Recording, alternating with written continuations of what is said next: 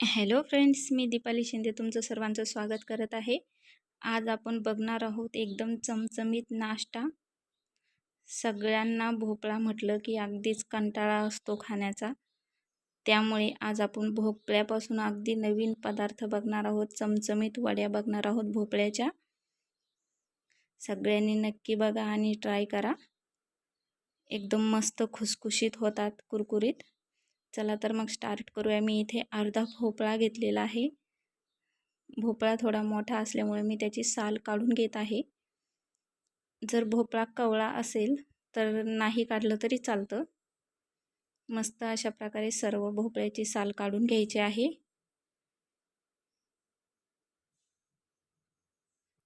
तुम्हाला कितपत वड्या बनवायच्या आहे तेवढा भोपळा घेऊ शकता. मी इथे अर्धाच भोपळा घेतलेला आहे. बघा, पूर्ण भोपळा सालून झालेला आहे. आता मी तो किसणीने बारीक किसून घेणार आहे. पूर्ण भोपळा बारीक किसून घ्यायचा आहे. अशा प्रकारे बघा, अशा प्रकारे बारीक किसला जातोय.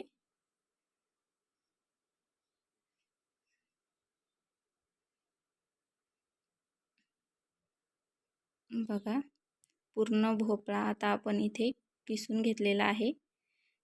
प्रोसेस ह्या पटपट करायच्या आहेत कारण भोपळ्याला पाणी सुटलं जातं. आता आपण इथे मिक्सरचं भांडं घेतलेलं आहे. त्यात घेतलेल्या आहे 3-4 मिरच्या हिरव्या, 9-10 लसणाच्या पाकळ्या, थोडेसे जिरे.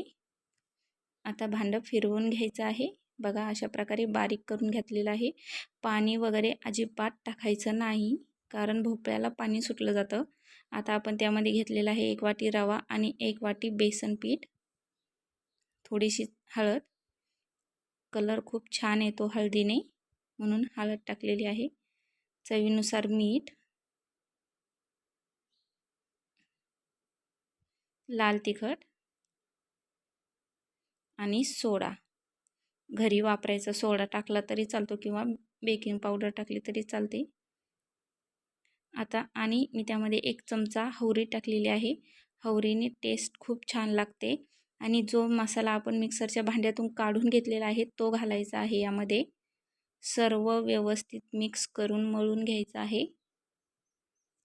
पाणी वगैरे अजिबात टाकायचं नाही, लक्षात असू द्या पूर्ण.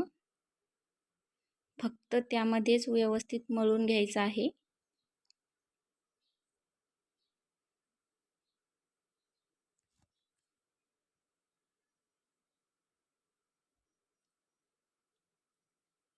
मस्त बघा, पूर्ण व्यवस्थित त्यातले त्यातच मळलं जात आहे. पाण्याची गरजच नाही.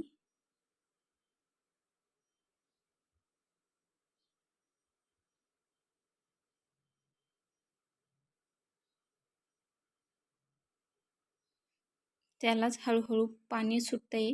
त्यामुळे पटपट मळून लगेच आपण ते एका ताटामध्ये लावून घेणार आहोत. बघा, मी इथे एक ताट ऑलरेडी तयार करून ठेवलेलं आहे. त्याला तेल लावलेलं आहे. पूर्ण साईडनी तेल लावून घेतलेलं आहे आणि तो गोळा आपण त्यामध्ये घालून पूर्ण व्यवस्थित पसरवून घ्यायचा आहे. तेल हे लावायचंच आहे त्याला, म्हणजे पीठ चिटकल्या जात नाही आणि पटक्यान वड्या निघतातही, खराब होत नाहीत.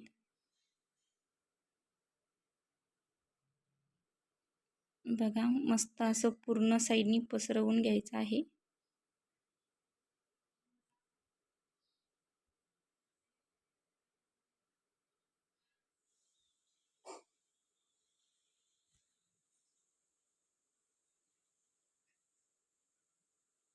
मस्त एकदम परफेक्ट बसलेला आहे.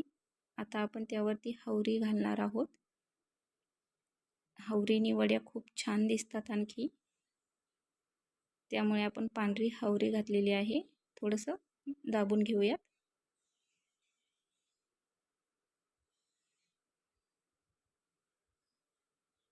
बघा किती छान दिसतंय. आता मी इथे एक कढाई ठेवलेली आहे. त्यामध्ये एक स्टँड ठेवलेला आहे. त्यात आपण हे ताट ठेवायचं आहे आणि पूर्ण वाफळून घ्यायचं आहे. मस्त फुल गॅसवर वाफळून घ्यायचं आहे वड्या, अशा प्रकारे. त्यावर कवर करायचं आहे. गॅस हा फुलच ठेवायचा आहे. बघा किती छान मस्त वाफाळून झालेले आहे. एक स्पूनने आपण बघणार आहोत चेक करून की रेडी आहे की नाही ते. बघा एकदम परफेक्ट असं फुगलेले आहेत मस्त ढोकळ्यासारखं. आता वड्या पाडून घेऊयात चाकूने.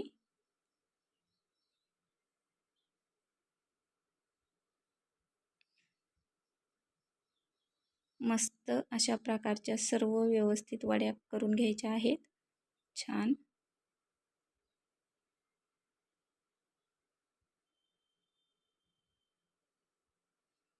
परफेक्ट. आता आपण एक वडी काढून बघणार आहोत. बघा मस्त चमच्याने किती छान आहे. बघा एकदम परफेक्ट आकारही आलेला आहे आणि एकदम मस्त स्पंजी झालेले आहेत.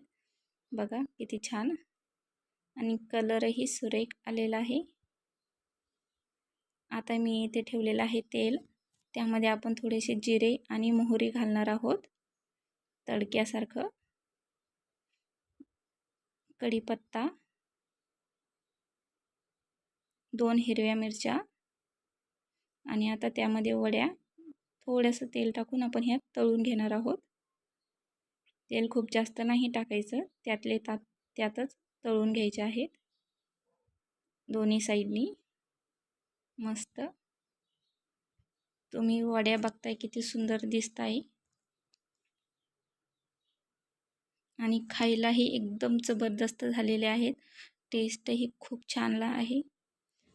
भोपळा म्हटलं की तसं कोणी शक्यतो खातच नसतं, त्यामुळे नक्की ट्राय करा.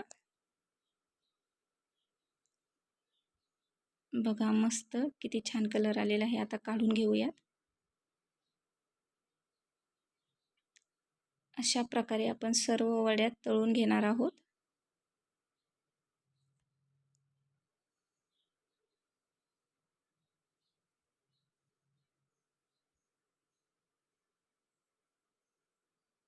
बघा बाकीच्याही वड्या टाकून घेऊया. मस्त. चला तर मग सर्व वड्या तळून रेडी आहेत आपल्या. सर्व करूया. बघा किती छान दिसत आहेत आणि एकदम मस्त कडकपणाही आलेला आहे त्याला. खायलाही खूप टेस्टी लागतात. सगळ्यांनी नक्की ट्राय करा. व्हिडिओ पूर्ण बघितल्याबद्दल धन्यवाद. थँक्यू.